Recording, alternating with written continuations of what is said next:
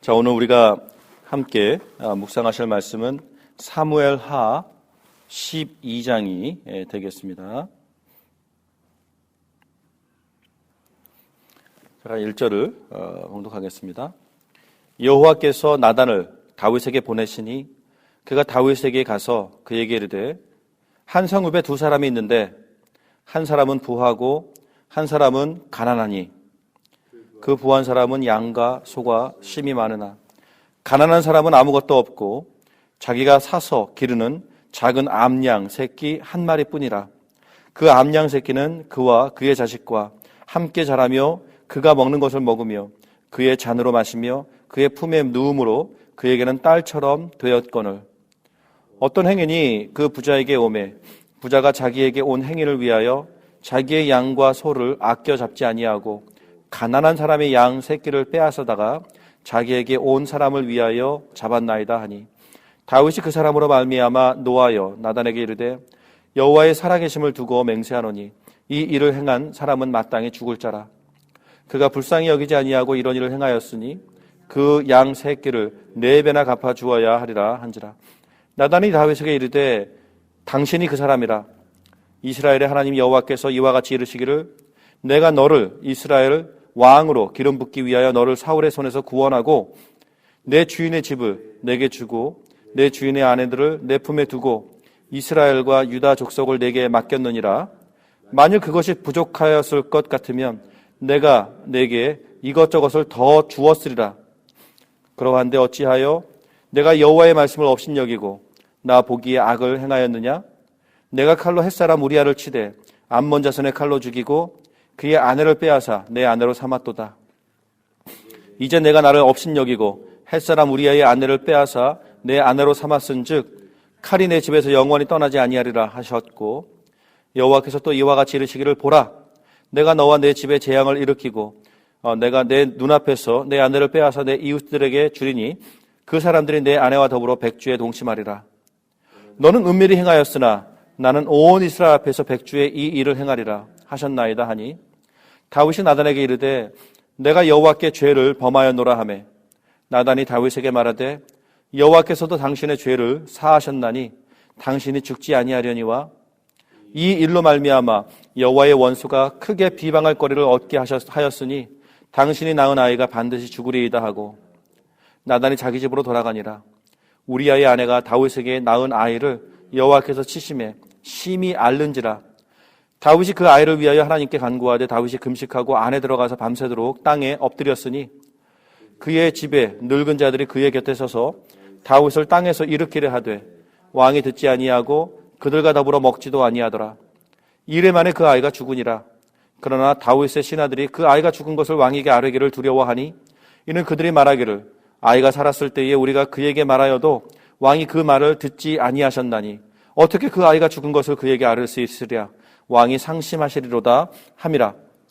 다윗이 그의 신하들이 서로 수근거리는 것을 보고 그 아이가 죽은 줄을 다윗이 깨닫고 그의 신하들에게 묻되 아이가 죽었느냐 하니 대답하되 죽었나이다 하는지라. 다윗이 땅에서 일어나 몸을 씻고 기름을 바르고 의복을 갈아입고 여호와의 전에 들어가서 경배하고 왕궁으로 돌아와 명령하여 음식을 그 앞에 차리게 하고 먹은지라. 그의 신하들이 그에게 이르되 아기야 살았을 때에는 그를 위하여 금식하고 우시더니 죽은 후에는 일어나서 잡수시니 이 일이 어찌 됨이니까 하니 이르되 아이가 살았을 때에 내가 금식하고 운 것은 혹시 여호와께서 나를 불쌍히 여기사 아이를 살려주실지 누가 알까 생각함이거니와 지금은 죽었으니 내가 어찌 금식하랴. 내가 다시 돌아오게 할 수 있느냐. 나는 그에게로 가려니와 그는 내게로 돌아오지 아니하리라 하니라. 다윗이 그의 아내 바세바를 위로하고 그에게 들어가 그와 동침하였더니 그가 아들을 낳음에 그의 이름은 솔로몬이라 하니라. 여호와께서 그를 사랑하사 선지자 나단을 보내 그의 이름을 여디디야라 하시니 이는 여호와께서 사랑하셨기 때문이더라. 요압이 암몬 자손의 랍바를 쳐서 그 왕성을 점령하며 요압이 전령을 다윗에게 보내 이르되 내가 랍바 곧 물들의 성읍을 쳐서 점령하였으니 이제 왕은 그 백성의 남은 군사를 모아 그 성에 맞서 진치고 이 성읍을 쳐서 점령하소서. 내가 이 성령을 정념하면 이 성읍이 내 이름으로 일컬음을 받을까 두려워하나이다 하니 다윗이 모든 군사를 모아 라빠로 가서 그곳을 쳐서 점령하고 그 왕의 머리에서 보석 박힌 왕관을 가져오니 그 중량이 금 한 달란트라. 다윗이 자기의 머리에 쓰리니라. 다윗이 곧 또 그 성읍에서 노략한 물건을 무수히 내오고 그 안에 있는 백성들을 끌어내어 톱줄과 썰레줄과 철 도끼줄과 벽돌구이를 그들에게 하게 하니라. 암몬 자손의 모든 성읍을 이같이 하고 다윗과 모든 백성이 예루살렘으로 돌아가니라. 아멘. 자, 우리가 사무엘하 11장을 통해서 다윗의 정말 그 인생의 절대절명에 가장 큰 실수를 하는 모습을 보았습니다. 분명히 다윗은 실수를 했습니다. 그리고 그 실수가 너무 큰 실수였습니다. 참 성경이 위대하다, 참 성경이 대단하다 라고 여겨지는 부분들이 바로 이런 것들입니다. 무엇이냐면 성경은 정말 하나님의 감동으로, 정말 성령님의 감동으로 기록된 하나님의 말씀입니다. 그리고 또 종교적으로 보았을 때에 기독교의 가장 정말 그 핵심이 되어지는 그 기초 문서가 되지 않습니까? 정말 하나님 앞에 영광스럽고 정말 그 기독교로서도 하나의 종교로서도 정말 어떤 그 위대함을 증명하기 위해서라도 하나님의 사람, 정말 다윗과 같이 하나님의 사람으로서 정말 대표적인 인물의 인생을 기록한다 했을 때에는 어쨌든 미화시키는 것이 당연합니다. 그래서 미화시키지는 못할 망정 최소한 그의 부족한 부분들은 좀 누락시켜 줌을 통해서 어쨌든 좋은 이야기도 많은데 그 좋은 이야기들만으로도 충분히 다윗의 인생을 포장할 수 있는 그런 부분입니다. 그것이 인간적으로 생각했을 때 하나님한테도 정말 누가 되지 않고 또 우리가 기독교를 전파하는 입장에서도 정말 당당하게 자랑스럽게 성경책 한번 읽어보시라 얘기할 수 있는 그런 때에 더 유익하지 않을까라는 생각을 하게 됩니다. 그러고 보면 성경에 정말 미화시켰으면 좋겠다, 이런 부분들은 얘기 안 하면 좋지 않을까 싶은 부분들이 상당히 많이 나옵니다. 무슨 말입니까? 참 성경은 있었던 그대로를 우리들에게 이야기해주고 있으며 그 안에서 나타나는 하나님의 은혜를 우리들에게 더욱더 정말 그 부각시키는 그러한 놀라운 기능에 충실하다라는 것입니다. 오늘 우리가 무엇을 읽습니까? 정말 처절하게 실패한 다윗의 모습을 읽었지만 하나님의 선지자가 와서 다윗을 책망했을 때에 다윗과 사울의 다른 점이 무엇입니까? 사울은 사무엘이 와서 그렇게 책망을 여러 번 했는데 사무엘의 책망을 받을 때마다 기가 막힌 변명들로 자기 자신을 포장하는 데에 바빴다라는 것입니다. 그와 반면에 다윗은 정말 어떻게 보면 인간적으로 봤을 때 차라리 사울 왕이 나을 뻔했다라고 여겨질 정도로 너무나도 큰 실수를 범했습니다. 변명할 수 없는, 변명의 여지가 없는 그런 실수들을 범했습니다. 그러나 그가 왕이지 않습니까? 왕의 권력으로 사울이 했던 것처럼 언제든지 무마할 수 있는 부분들이기도 합니다. 그러나 오늘 우리가 보는 그 말씀에서 발견되어지는 다윗의 모습은 무엇입니까? 하나님의 책망을 받았을 때에 즉시 회개하는 모습을 보여주고 있습니다. 우리가 지난 주일날도 함께 묵상하며 하나님 앞에 간구했었던 부분이지만 여러분 정말 회개할 줄 아는 마음을 갖고 있는 것, 이것이 범죄하지 않고 살아가는 마음, 살아가는 인생보다 훨씬 더 소중하다라는 라는 묵상을 오늘 해봤으면 좋겠습니다. 왜 함부로 이런 말씀을 드릴 수 있는 것입니까? 우리 인생의 현실이 그러하기 때문에 그렇습니다. 하나님 앞에서 그 어느 인생이 범죄하지 않고 살아갈 수 있겠습니까? 우리는 모두가 다 범죄하고 넘어지고 쓰러지는 약한 자들입니다. 하나님 앞에서 경건한 삶을 살기를 원하고 정말 하나님 앞에서 범죄하지 않는 그러한 삶을 살아가기를 원하는 마음이야 간절하지요. 그러나 인생의 현실이 어떻습니까? 너무나도 하나님 앞에서 정말 온전하지 못한 삶을 살아가는 것, 이것이 우리들의 현실입니다. 그렇다 하면 우리가 어떻게 해야겠습니까? 정말 우리가 하나님의 말씀으로 항상 돌아가야 할 그러한 이유가 여기에서 또 한 번 발견이 됩니다. 그렇습니다. 모든 성경은 하나님의 감동으로 된 것으로 교훈과 책망과 바르게 함과 의로 교육하기에 유익하다라고 디모데후서 3장 16절에서 말씀하고 있지 않습니까? 그렇습니다. 우리가 하나님의 말씀 앞으로 갔을 때에 하나님께서 우선 그 말씀을 통하여 우리들에게 교훈을 주십니다. 교훈이 무엇입니까? 우리가 인생을 어떻게 살아야 하는지에 대해서 지시사항이 있다는 것입니다. 지침이 있다는 것입니다. 교훈이 있습니다. 이렇게 살아라. 그런데 우리가 그렇게 살지 못할 때에 성경의 기능은 또 무엇이 있습니까? 책망함이 있다고 하지 않습니까? 오늘도 다윗이 하나님의 말씀 앞에서 책망을 받습니다. 근데 성경이 우리를 책망합니다. 그런데 놀라운 것은 하나님께서 책망하실 때에는 그 목적이 있습니다. 거꾸로 얘기했을 때에 사탄은 우리의 죄악을 굳이 얘기했을 때에 책망한다 했을 때에는 그것은 우리를 부끄럽게 함이요 우리를 무너뜨리게 함이 목적이라면 하나님의 책망하심은 오히려 우리에게 회개의 기회를 주셔서 용서해 주시기를 원하시는, 회복하시기를 원하시는 그 하나님의 마음이 있다라는 것입니다.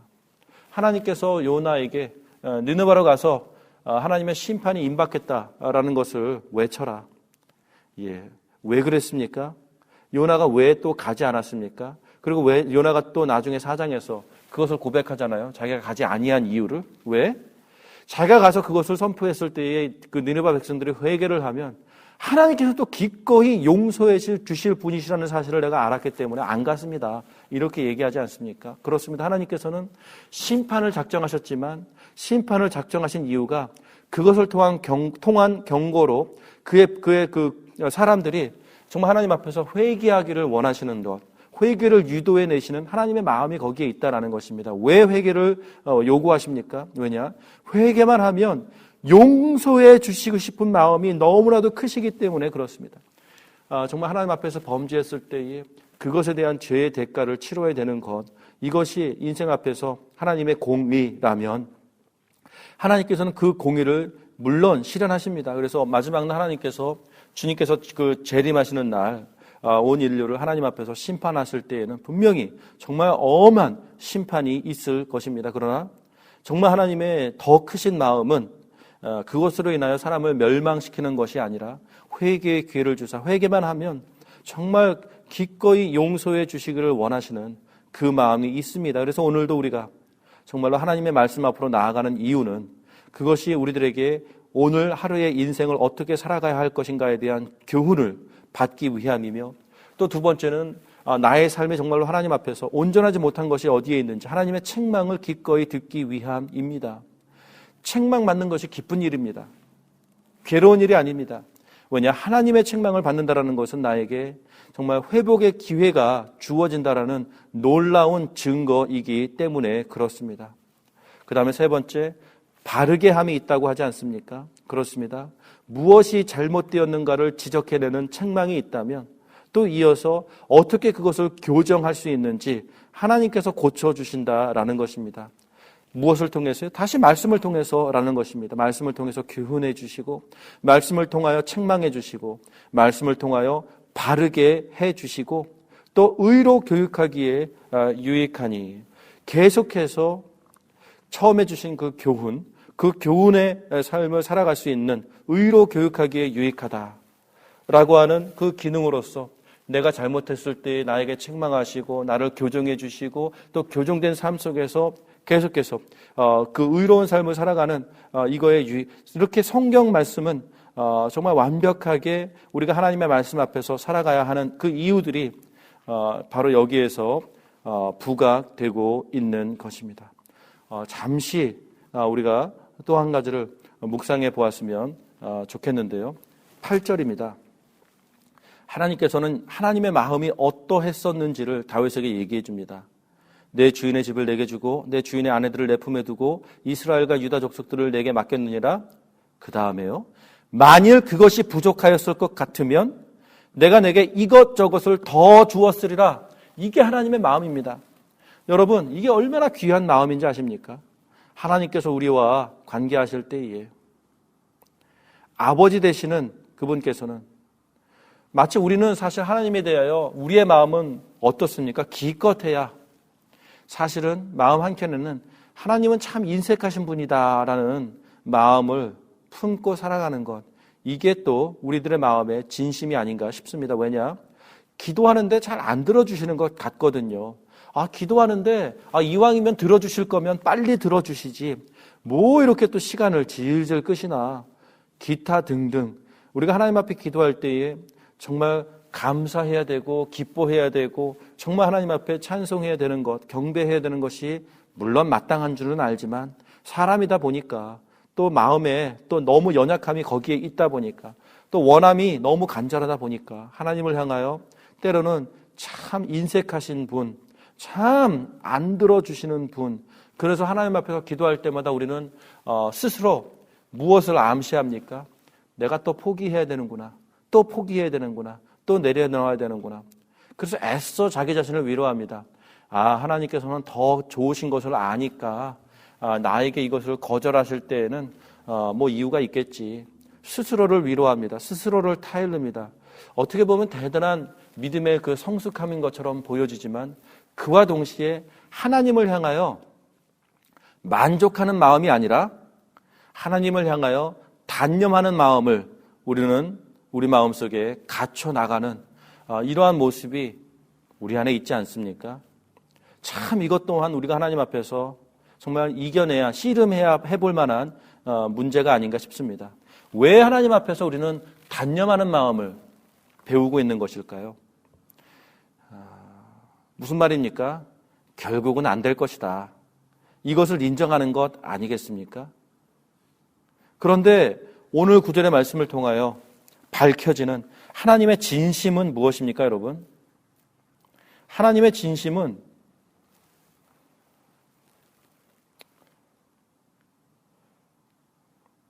오늘 얘기했듯이 내가 내게 이것저것을 더 주었으리라. 하나님께서는 정말 우리들에게 아낌없이 주시기를 원하시는 분이십니다. 그래서 우리는 이 하나님 앞에서 단념을 배우는 것이 아니라 만족을 배워야 합니다. 만족과 단념은 너무나도 큰 마음가짐이 아닐까 우리는 감히 생각해 봅니다. 그래서 오늘도 우리가 하나님 앞에 기도하면서 하나님 이것 뭐 들어주세요 이렇게 요구사항을 기도하지만 그와 동시에 참 어떻게 해야 될까요? 하나님 앞에서 만족을 배우는 기도를 한다라는 것, 만족을 배우는 그 마음가짐을 가진다라는 것. 하나님 앞에서 우리 성도 여러분들은 정말 오늘 이것을 한번 이겨낼 수 있는, 품어낼 수 있는 귀한 묵상들을 하시기를 정말 주님의 이름으로 축원합니다. 오늘 우리에게 또 주어지는 그 하나님의 마음은 무엇입니까? 하나님께서는 다윗을 사랑하셨습니다. 하나님 앞에서 정말 너무나도 큰 정죄를 받았지만 하나님께서 다윗을 향한 기본적인 마음은 사랑함이었다라는 것입니다. 그렇습니다. 우리가 멸망하는데 표현을 참 조심해야겠죠. 참 우리가 하나님 앞에서 어쨌든 간에 오늘도 다윗이 벌을 받지 않습니까? 이런 일들이 혹시 생긴다고 했을 때에 하나님의 기본적인 마음은 하나님께서 나를 버리셨구나. 하나님께서 나를 치시는구나. 하나님께서 나를 미워하시는구나. 이것이 너무나도 큰 오해라는 것입니다. 하나님께서는 오히려 나를 너무나도 사랑하시기 때문에 나를 단련하시는 것입니다. 그래서 히브리서 12장은 오히려 우리들에게 그것을 더 크게 호소하고 있지 않습니까? 하나님께서 아버지가 아니시라면, 나를 사랑하시지 아니하신다면, 나에게 관심이 없다면 그냥 내버려 두셨을 것이다 라는 것입니다. 그렇습니다. 하나님의 말씀은 우리들에게 교훈하시고 책망하시고 바르게 하시고 의로 교육하기에 정말 부족함이 없는 그 관계로 우리들에게 찾아오십니다. 그러나 로마서 1장 17절 이하 그 말씀들을 쭉 묵상하다 보면 그냥 내버려 두시는 것, 이게 심판이구나 라는 것을 발견하게 되지 않습니까? 3번씩이나 그냥 그대로 내버려 두사, 그대로 내버려 두사, 그 정욕 가운데 그대로 내버려 두사, 그 욕심 가운데 그대로 내버려 두사, 그 그냥 허망한 마음 가운데 그대로 내버려 두사, 기타 등등 하나님께서 정말 우리를 향한 가장 정말 무서운 그 관계함은 그냥 방치해 놓는 것, 그냥 내버려 두는 것, 상관하지 아니하시는 것, 바로 이게 가장 무서운 심판일 것입니다. 그러나 하나님께서 우리를 책망하시고 하나님께서 우리에게 간섭하시는 것은 우리를 단련하기 위함이시요, 우리를 단련하기 위하심은 무엇이냐면 나를 사랑하시기 때문이시라는 것을 오늘도 우리가 확인했으면 좋겠습니다. 그래서 성도 여러분들 중에 혹시 하나님의 단련하시는 그 와중 가운데에 마음이 너무 좀 힘든 상황에 처한 자들이 있습니까? 우리가 하나님 앞에서 정말 사람들이 얘기하는 하늘도 무심하시지, 이것이 얼마나 큰 잘못된 이해 관계인지 하나님께서는 우리를 너무나도 사랑하시는 그 말씀이 있는 것을 보게 됩니다. 자, 시간 관계상 한 가지만 더 굳이 짧게 이야기를 묵상을 했으면 좋겠다 싶은 것은 무엇이냐면 22절입니다. 하나님께서는 그 아이가 죽을 것을 말씀하셨고 다윗은 어쨌든 그 아이가 생명이 있을 동안은 식음을 전폐하고 하나님 앞에 눈물로 부르짖었습니다. 그러나 정말로 다윗이 이제 그 아이가 죽었을 때에 신하들은 인간적인 생각은 그렇죠. 야, 살아있을 때 저 정도면 죽었다라는 말을 들으면 큰일 나겠구나 라고 해서 쉬쉬하고 있는데 다윗은 오히려 아이가 죽었을 때에 멀쩡하게 일어나서 본인의 생활로 돌아가고 있습니다. 사람들이 궁금해서 물어봅니다. 근데 이런 말씀을 하지 않습니까? 21절에 신하들이 물어보잖아요. 아이가 살았을 때는 그를 위하여 금식하고 우시더니 죽은 후에는 일어나서 잡수시니 이 일이 어찌 됨이니까? 근데 다윗이 이런 말을 합니다. 내가 아이가 살았을 때에는 내가 금식하고 운 것은 혹시 여호와께서 나를 불쌍히 여기사 이 아이를 살려주실지 누가 알까 생각함이었거니와 지금은 죽었으니 내가 어찌 금식하랴? 내가 다시 돌아오게 할 수 있느냐? 나는 그에게로 가려니와 그는 내게로 돌아오지 아니하리라. 야, 이것이 정말 다윗은 너무나도 인생에 결정적인 실수를 한 사람이다라고 하지만 다윗을 우리가 기억할 때에 실수한 사람으로 기억하면 안 됩니다. 정말 다윗은 하나님 앞에서 하나님의 마음을 너무나도 잘 아는 그런 사람이었습니다. 또 그게 맞습니다. 다윗은 성경을 통하여 나중에 어떻게 평가받습니까? 하나님께서 인간을 향하여 평가하실 때에 두 사람을 가장 높이 평가하십니다. 모세를 평가하실 때에 사람들 중에 가장 겸손한 사람이었다라고 평가하시고 다윗을 평가하실 때에 사람들 중에 나의 마음에 가장 합한 사람이었다라는 말씀을 하십니다. 평가를 하십니다. 그러한 이유가 여기에 있습니다. 하나님의 마음을 너무나도 잘 알았습니다. 혹시 하나님께서 그 마음을 돌이키시지 아니하실까라는 그 인간적인 기대로 하나님 앞에 정말 부르짖었지만 하나님께서 하나님의 답이 아니다 싶은 그것을 확인을 해주셨을 때에는 다윗이 어떻게 합니까? 네, 알겠습니다. 바로 받아들이는 이러한 마음을 이 사람은 가졌다라는 것입니다. 여러분, 이것을 우리가 배우면 얼마나 좋겠습니까, 여러분? 우리 인생에 정말 하나님 앞에 이런저런 것들을 간구하되 하나님께서 아니다 했을 때는 또 네 하고 꿋꿋하게 일어나서 나의 살아갈 인생을 나의 본분의 자리로 다시 돌아오는 것, 여러분, 이게 건강한 사람의 마음가짐 아니겠습니까? 혹시 알까? 혹시 알까? 이게 진짜 하나님을 향한 우리들의 마음이어야 합니다.